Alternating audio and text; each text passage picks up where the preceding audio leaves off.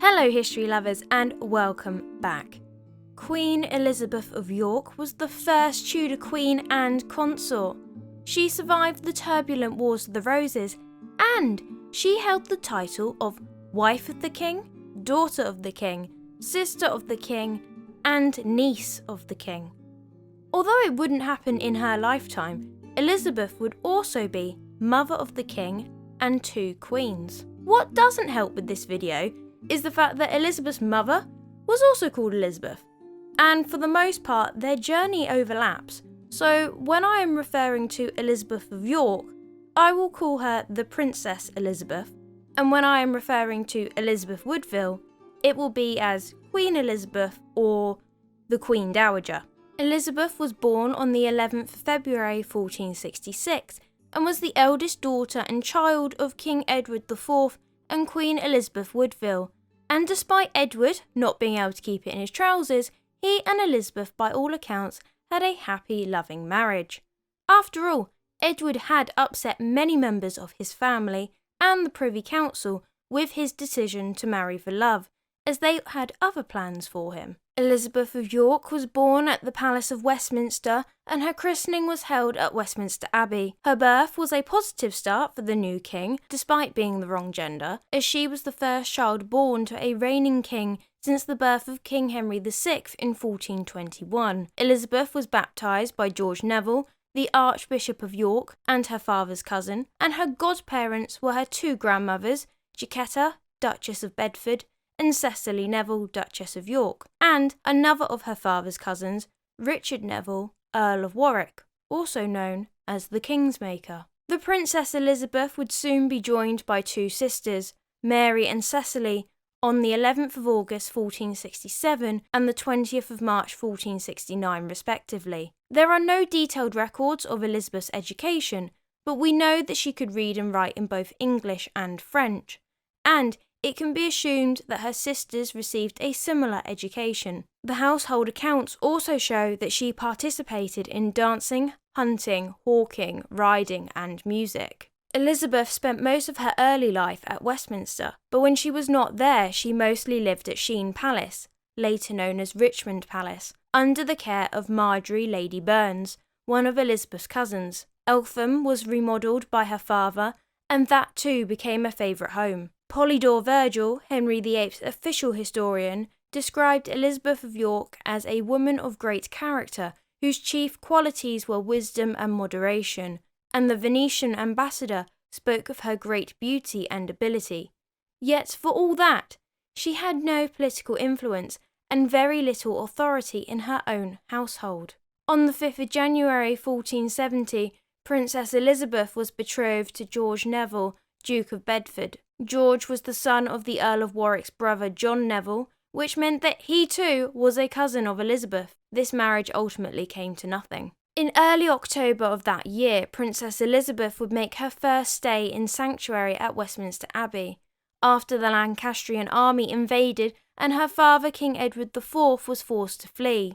Elizabeth was not alone though, as she was with her 2 younger sisters, Mary and Cecily, and their pregnant mother Queen Elizabeth. I can imagine that this was a terrifying experience for the 4-year-old Elizabeth. King Henry VI, the new ruler of England, proved that he wasn't completely heartless.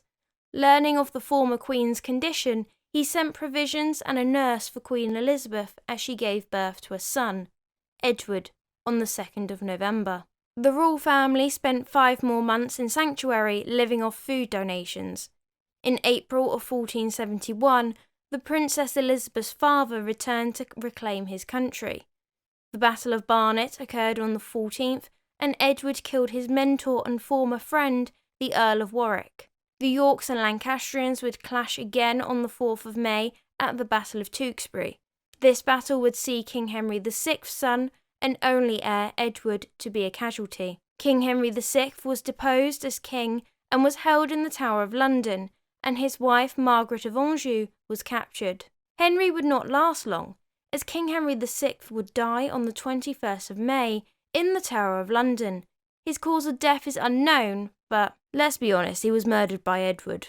Edward was quickly reunited with his family and Elizabeth emerged from sanctuary to take up residence once again in the palace. The Princess Elizabeth welcomed another sister, Margaret, on the 10th of April 1472, and later that year a reception was held at Windsor Castle for Lord Gruseau, who had supported Edward while he was in exile. Gruseau, which I think is the right pronunciation, and I did Google it this time, was also given the earldom of Winchester, as he had persuaded Charles, Duke of Burgundy, to give Edward sanctuary and support and enabled him to return to England and oust King Henry VI. As part of the entertainment, there was the usual dancing, and the Princess Elizabeth danced with her father. 17th of August 1473, Elizabeth's younger brother Richard of Shrewsbury, Duke of York, was born. In mid-1475, Princess Elizabeth's father, King Edward IV, travelled to Burgundy to seek a marriage for his eldest daughter, the Princess Elizabeth. However, things had changed since he was last there. Charles of Burgundy was not as strong as an ally as he had hoped. Meanwhile, Burgundy's neighbour, France, had become more united, wealthy and powerful. King Louis XI of France, the arch enemy of Burgundy, was willing to accommodate the English. So, Edward abandoned Burgundy for a better offer. At the Treaty of Picquigny, it was agreed, amongst other points, that Elizabeth would marry the Dauphin Charles, Louis's 4-year-old son. From this time, Elizabeth was known at the English court as Madame la Dauphine. Although logically it was an excellent outcome for Edward. He saved money and lives, but it did not accord with the ideals of honour prevalent at the time, and he was widely criticised for the treaty, not least by his youngest brother, Richard, Duke of Gloucester. The 2nd of November 1475 was Prince Edward's 5th birthday, and for his birthday he got a younger sister, Anne. Big blonde sack of drama, say what? In 1477, at the age of 11, Elizabeth of York was betrothed to the French Dauphin and began to be treated as the future Queen of France. She was anticipating to leave England and her family behind in less than a year.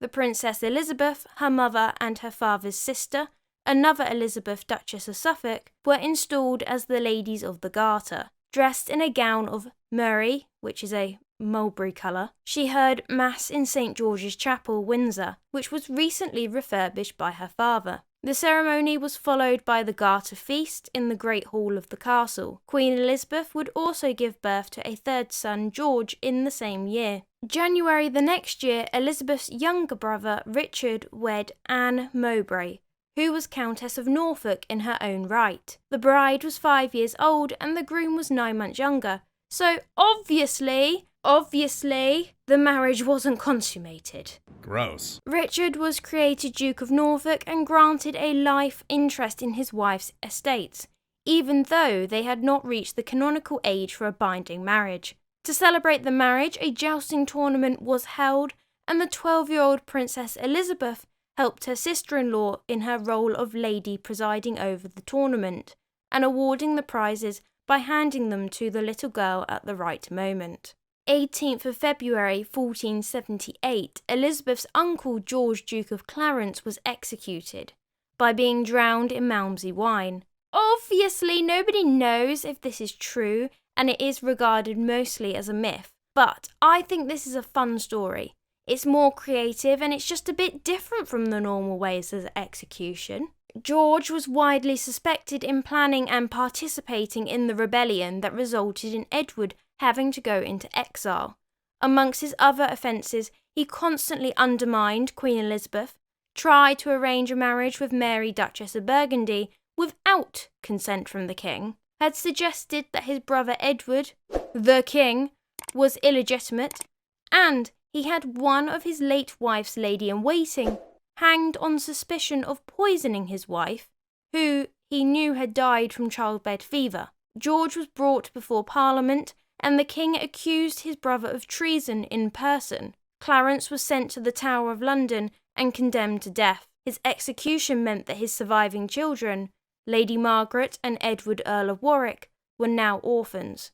Feeling partly responsible, King Edward took responsibility for them, and Margaret most likely lived with her cousins. 1478 was also the year that Princess Elizabeth was supposed to go to France to be married, but King Louis XI was now dragging his feet. The Dauphin was still too young to marry, he had to wait another 6 years, and he refused to settle the jointure that had been agreed for Elizabeth until after the wedding, which meant if she left England, she would have no independent income and would be solely dependent on the French king. It looked like Louis was going to abandon the match. He had a bit more enthusiasm when Mary, Duchess of Burgundy, and her husband Maximilian, King of the Romans, declared that they wanted their son to marry Elizabeth, but realistically, that was silly.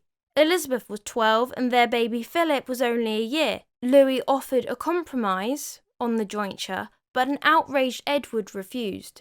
The matter would drag on for 4 more years, with Louis umming and ahhing until it was eventually broken off. 14th of August 1479, Elizabeth's sister Catherine was born, who was followed by Bridget on the 11th of November 1480. The Princess Elizabeth was godmother for her youngest sister Bridget, and Elizabeth's sister-in-law Anne Mowbray died in 1481. Elizabeth's family would suffer another tragedy as her younger sister Mary died at the age of 15 on the 23rd of May 1482. She was buried in St. George's Chapel at Windsor Castle. It is apparent from the evidence of Elizabeth's later life that she had a good bond with her siblings and would have been deeply upset at the death of her sister Mary. The one sibling she would have known less well would be her brother Edward. As heir to the throne, he spent most of his time at Ludlow Castle, as was tradition, being trained for kingship. January 1483, and word finally arrives in England that Elizabeth would not marry the Dauphin of France. The Duchess of Burgundy had died in a riding accident, and to smooth the transfer of her duchy to her son Philip, widower Maximilian agreed to a treaty that would see his daughter Archduchess Margaret marry the Dauphin of France instead, at which point poor Margaret was immediately sent to France. Edward, quite rightly, was furious. His daughter had been publicly humiliated. The only upside was the fact that Elizabeth could now be used to negotiate an alliance with Henry, Earl of Richmond, the main Lancastrian threat at the time. But it was still a major blow from being Queen of France. So Edward began talks with the Earl of Richmond's mother, Lady Margaret Beaufort. Although how serious Edward was about the talks is debatable. 9th of April 1483, and Elizabeth's father, King Edward IV, died. Her brother Edward becomes King Edward V, and he was 12. Elizabeth's father had been handsome and athletic in his youth, but his heavy drinking, womanizing, and gluttony all took a toll on his health. Her brother Edward was proclaimed king on the 11th of April 1483, and the council immediately dispatched messengers to Ludlow for Rivers to bring the king to London. Queen Elizabeth Woodville, nervous that her son's youth left him vulnerable to attack, wanted an armed guard to be sent to fetch him, but she was overruled. It is thought that Edward IV had named Gloucester as Lord Protector, and he probably did, but there was an argument as to whether this role should cease on the coronation of the new king, or whether it ought to extend until Edward V's majority. Queen Elizabeth Woodville was eager for Edward to be crowned immediately, but many of the council thought that Gloucester should be summoned to take control of the government. You can see that Dowager Queen Elizabeth does not trust Richard one bit. The Duke of Buckingham informed Richard of the king and his uncle Anthony Woodville Earl Rivers' location. Richard raced with an army to intercept them. When he met the king on the road, Richard immediately ordered the arrest of Rivers and Edward's half-brother, Sir Richard Grey. The new king was horrified by Richard, but he assured his nephew that his uncle and brother were traitors and had them sent immediately to Pontefract Castle under guard. The party advanced to London, with Edward continuing to protest that he had trust in his mother's family. In London, Queen Elizabeth, now Queen Dowager, and her eldest son by her first marriage, Thomas Marquess of Dorset, considered their options.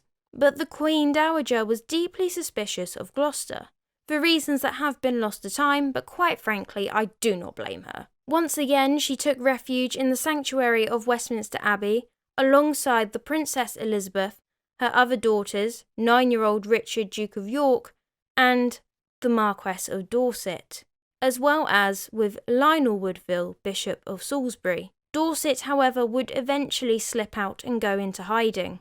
Edward V entered London dressed in mourning. The coronation was fixed for the 24th of June, 1483, and coins were struck in the new king's name. The council accepted Gloucester as Lord Protector, although it refused to sanction any proceedings against Rivers or Sir Richard Grey, who remained incarcerated.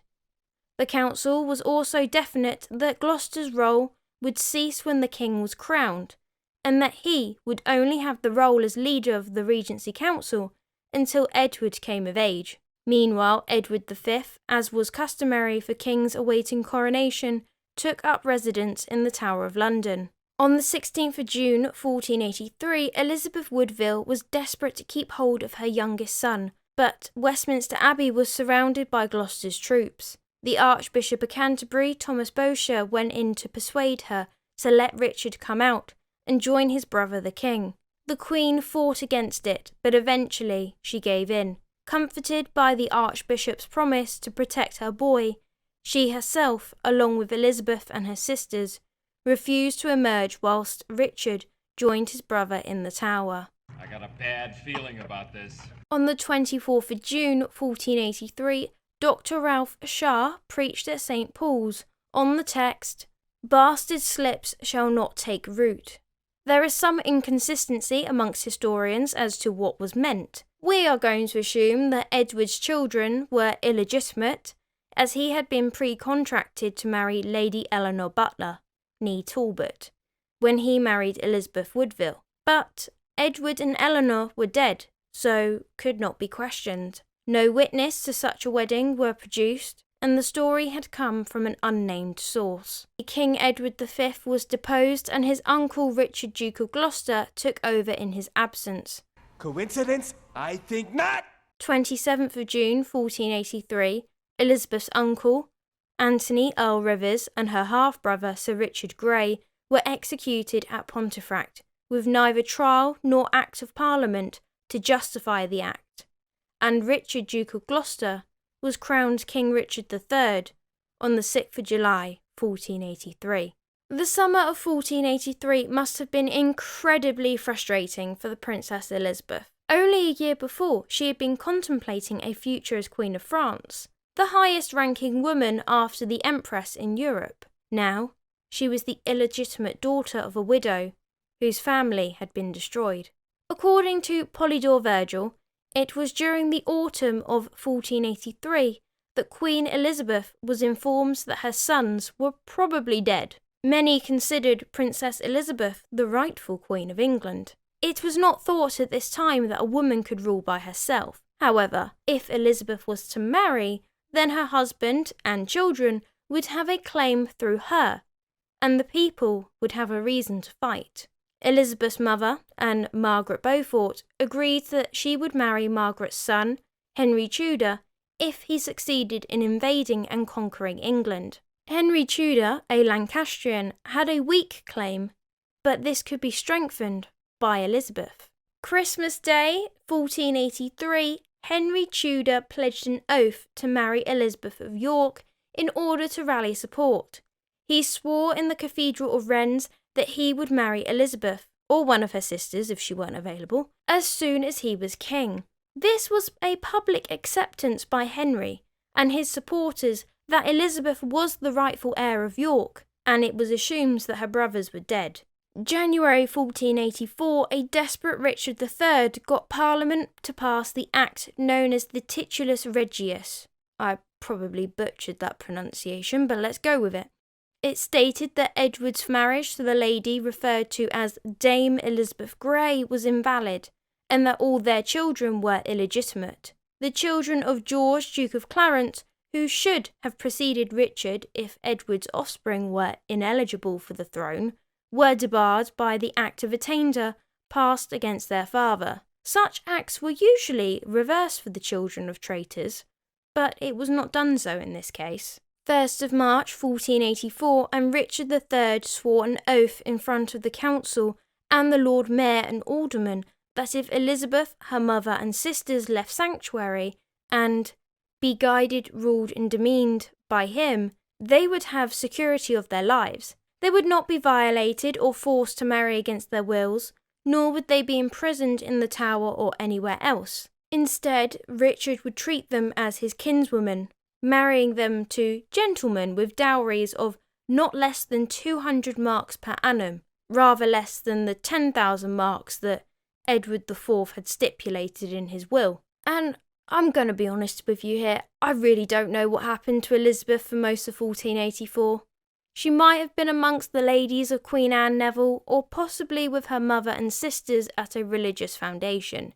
If she was with Queen Anne, she would have witnessed the Queen's overpowering grief at the death of her son Edward of Middleham, who died on the 9th of April 1484, something that Elizabeth herself would go through in the future. Christmas 1484, Elizabeth and her younger sisters joined the Christmas court. Elizabeth was treated particularly honourably. She was described as dressed like a second queen. This has been taken as an indication that Richard was thinking of his niece as a replacement queen. But I just think it meant that she was dressed grandly like a queen. Such a marriage was clearly forbidden by all church law, and although in the later 16th century dispensations were given for uncle-niece marriages amongst the Habsburgs, I can find no precedents for it at this period.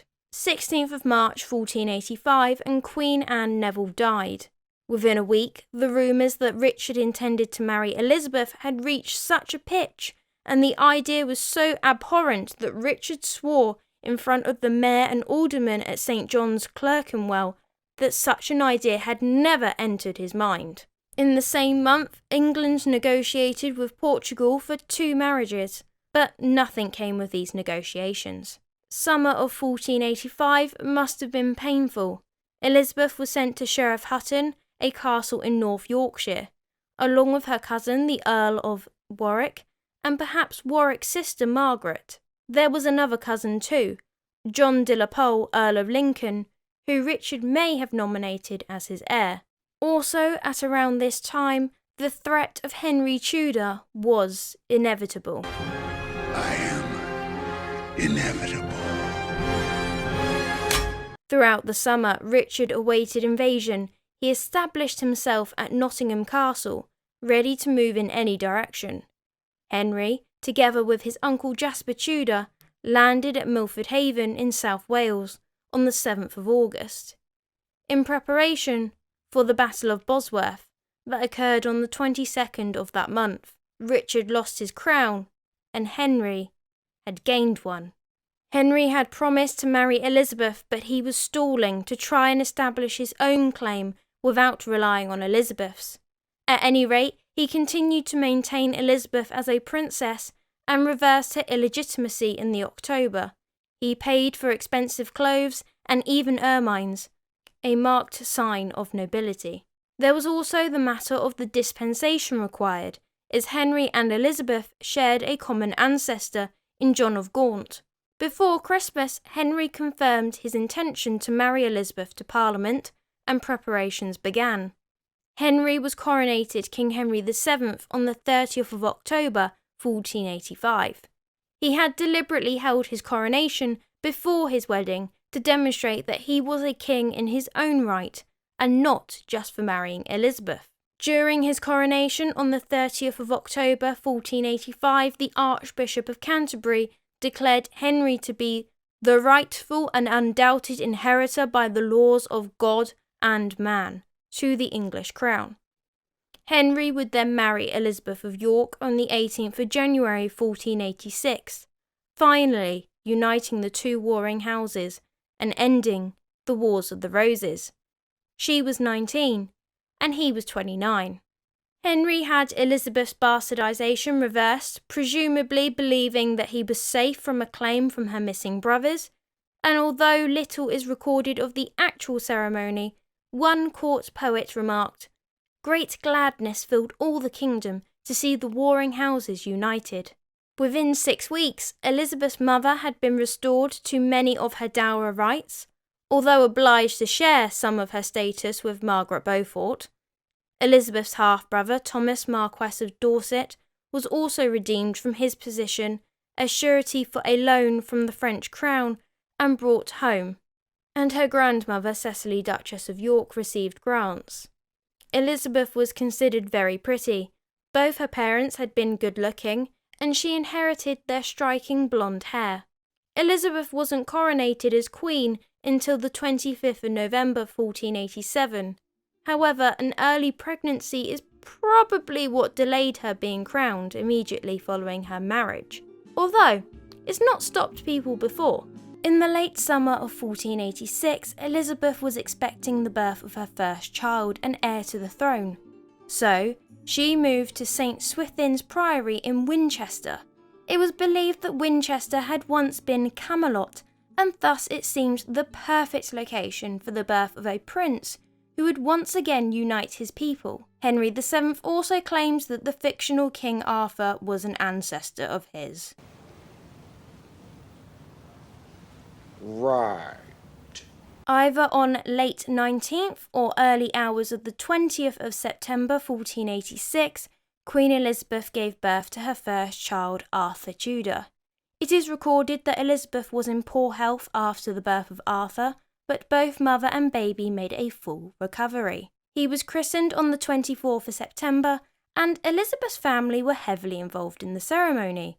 Her mother, Dowager Queen Elizabeth Woodville, was godmother, whilst her sisters, Cecily and Anne, carried the baby and the christen respectively. Her half-brother, the Marquess of Dorset, his wife, and John the Earl of Lincoln, carried the train of the christening robe. On the 24th of May 1487, Lambert Simnel was crowned King of England in Christchurch Cathedral in Dublin.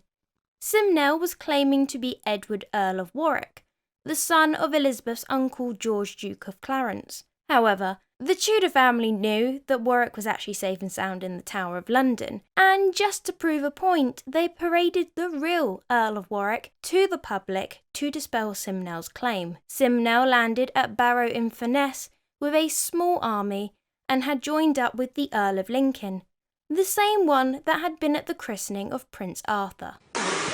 Simnel and Henry's armies met at the Battle of Stoke on the 18th of June 1487. Simnel's army had formidable support and 2,000 mercenaries that were paid by Elizabeth's auntie, Margaret of Burgundy. The Earl of Lincoln was defeated and killed.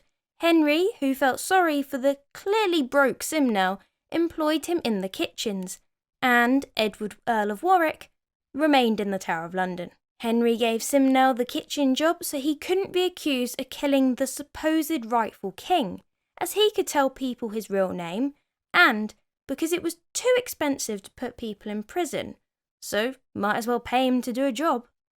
There was also a chance that Henry might have taken pity on a young man who was just clearly trying to earn some money. During this period of danger, Elizabeth and Arthur were at Kenilworth Castle, and with the first threat against their rule squashed, plans began for Elizabeth's coronation. 2 days prior to the coronation, Elizabeth came by barge from Greenwich to the Tower of London. The Queen was attended by her mother-in-law Margaret Beaufort, and one of the barges that transported her carried a fire-breathing red Welsh dragon. Upon arriving at the Tower, she was greeted by her husband, the King, and the next morning Elizabeth was dressed in robes of white cloth of gold, her long blonde hair loose and covered with a circlet of gold studded with gems, and she emerged from her room. Her sister Cecily of York was her train-bearer. Elizabeth was conveyed in a litter through streets hung with tapestry and other valuable cloth. En route there were child singers, and the streets were filled with spectators and well-wishers, as was the mall for the coronations of Queen Elizabeth II and King Charles III. The procession was led by Henry's uncle Jasper, Duke of Bedford. Jasper Tudor was also married to Elizabeth's aunt Catherine Woodville. Members from both houses of York and Lancaster were present. This emphasises Henry's determination to bring the two houses together.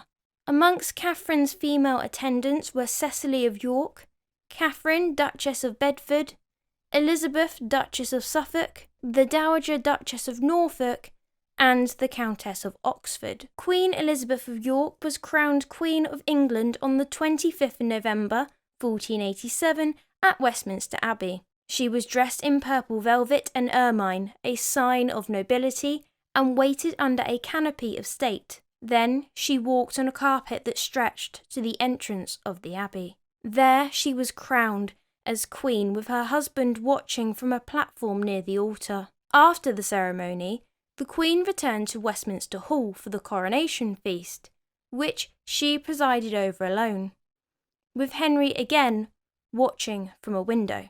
Shortly after the coronation, Parliament gave Elizabeth the status of femme sole, which meant that she could grant leases and sell land without her husband's permission, something that a married woman could not generally do.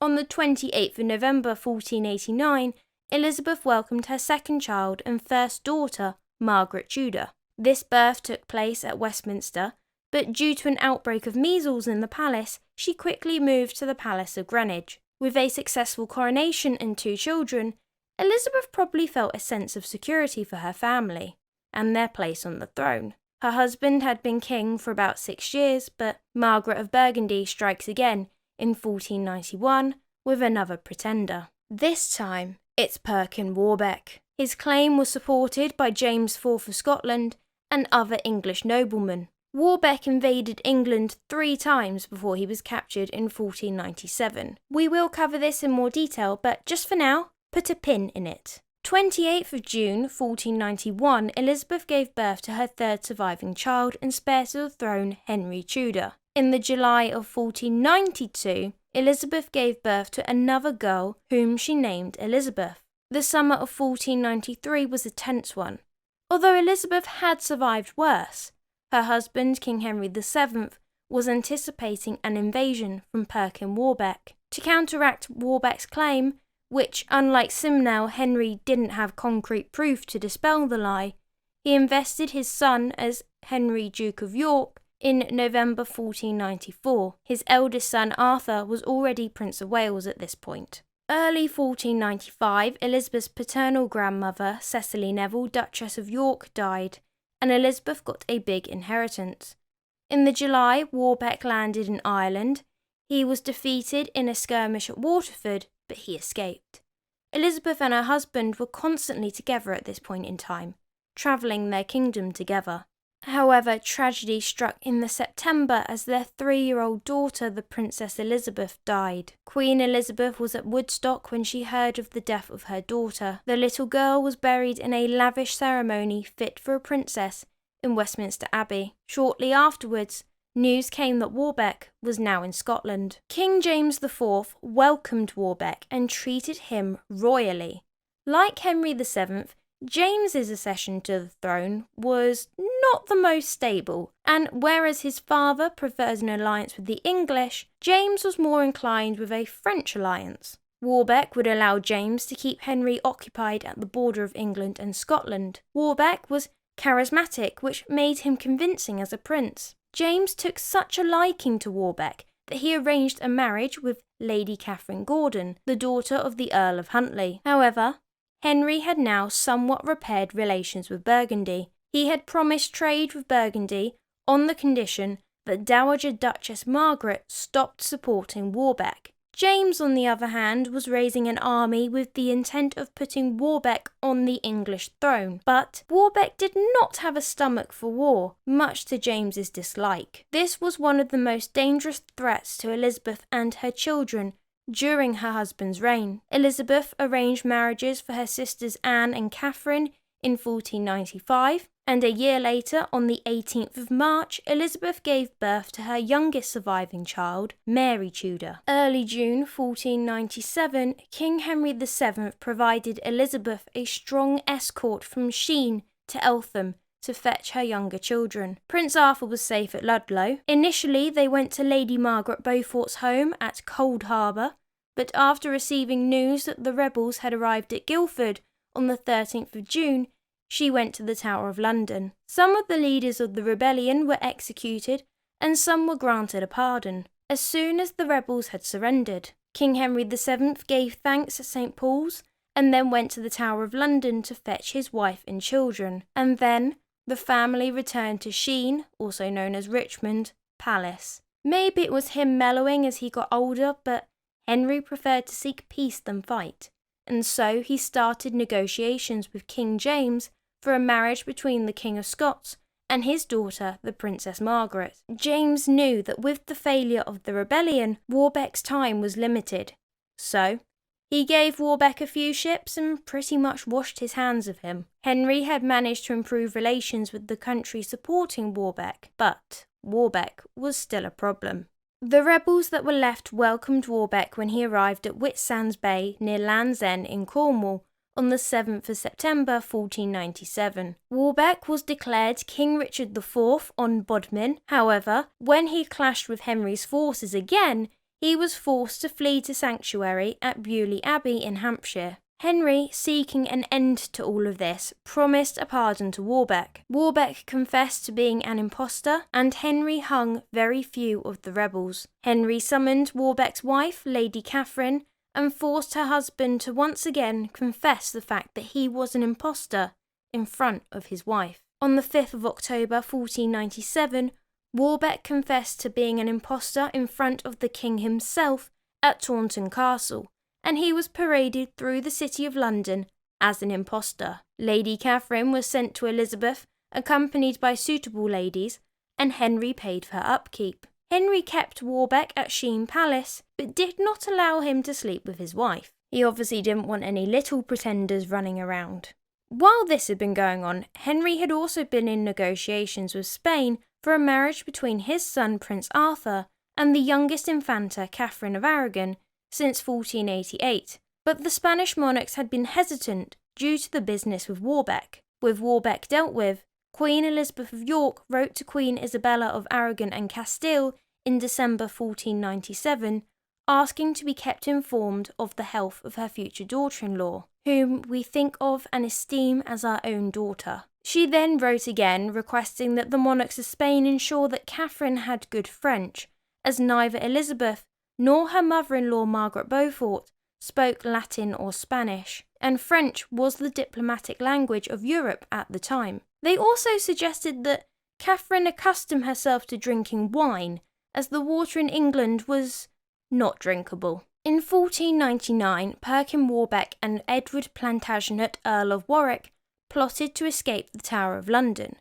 However, the plot was uncovered and Warbeck was hung, drawn, and presumably quartered, because they tend to do all three together or just the one on its own, on the 23rd of November 1499. Again, this mainly happened as Henry was being pressed by Isabella and Ferdinand, as they were worried about Catherine's safety in England, and killing Warbeck was Henry's way of reassuring them. The Earl of Warwick was beheaded on the 29th, although some sources say 28th, of November the same year at Tower Hill. It's uncertain if Elizabeth ever met Warbeck, but since he was at court for a time, it does seem likely, and if she did recognise him as her brother, she gave no sign of it. Arthur Tudor, Prince of Wales, wed Catherine of Aragon on the 14th of November 1501 at St. Paul's Cathedral. Elizabeth was dressed in white satin and purple velvet, and she travelled to the cathedral with her daughter-in-law. She and Henry then watched the ceremony behind a screen. Her daughter Margaret wed King James IV of Scotland by proxy on the 25th of January 1502. Elizabeth was attended by her sister Catherine and by Lady Catherine Warbeck, who was now going by Lady Catherine Huntley, which was her father's title. Margaret confirmed her willingness to marry, and to show her new rank as Queen of Scots, she took precedence over everyone except her parents, much to Prince Henry's annoyance. Elizabeth and Margaret shared a single mess dinner as queens, a mark of Margaret's new status. Elizabeth's cousin, Edmund de la Pole, and her brother-in-law, William Courtenay, were taken to the Tower for plotting a rebellion, and Elizabeth was at her sister's side, making her a part of her household and paying for the upkeep of her sister's children. Elizabeth would suffer devastation as her eldest son and heir, Arthur Tudor, Prince of Wales, died on the 2nd of April 1502. The King and Queen would receive the news 2 days later on the 4th of April. Henry VII was asleep at Richmond Palace. His friar woke him up, saying, "Your dearest son hath departed to God." Henry VII cried. Elizabeth comforted him and reminded him that he had 3 other children, and God is still where he was, and we are both young enough. Elizabeth returned to her rooms and wept. Henry heard of her grief and came to comfort her. Catherine of Aragon's future was unknown. She travelled to Richmond Palace. She was greeted by the Queen, whom she shared mutual sorrow, and whom would play a mother's part until such time as Catherine's future was decided. The court was plunged into deep mourning. Elizabeth and her daughters were dressed in deepest black. Arthur was buried in Worcester Abbey. With Arthur gone, Henry and Elizabeth tried again for another spare, as their son Henry was now the heir. Little did she know that this would be her final baby. The baby was a girl named Catherine, and she was born on the 2nd of February, 1503. Elizabeth, despite having successful births, would not be so lucky this time round, and suffered from childbed fever, and died on her birthday, the 11th of February, 1503. It is believed that the baby Catherine may have lived another week before joining her mother. News of Elizabeth's death was heavy and dolorous to the king, who privily departed to a solitary place to pass his sorrows, and would no man should resort to him. Elizabeth's death was a shattering personal loss for the king, which is evident in her grand public funeral. When Henry did finally abandon his chamber, it was an altogether colder and isolated man that emerged, one that began to treat his people with more harshness and severity than had been his custom. He never recovered. Elizabeth and her son Henry were close, and at only 11 he must have been heartbroken at the loss of an older brother and then a mother. Henry VII and his children were overcome with grief. Henry ordered a magnificent funeral and paid for 636 masses to be sung. The total cost of the funeral was nearly 5 times the amount spent on Prince Arthur's funeral. The Queen's sister Catherine was chief mourner, following the coffin as it made its solemn way through London. The streets were lined with mourners. Elizabeth had been popular, and her death caused great sorrow amongst her people. 37 virgins dressed in white held lighted tapers as her cortege passed through Fenchurch Street and Cheapside. It was not customary for kings to attend funerals,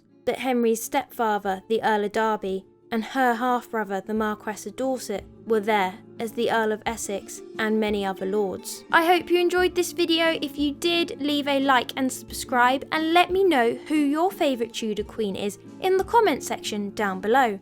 But until next time, have a wonderful day.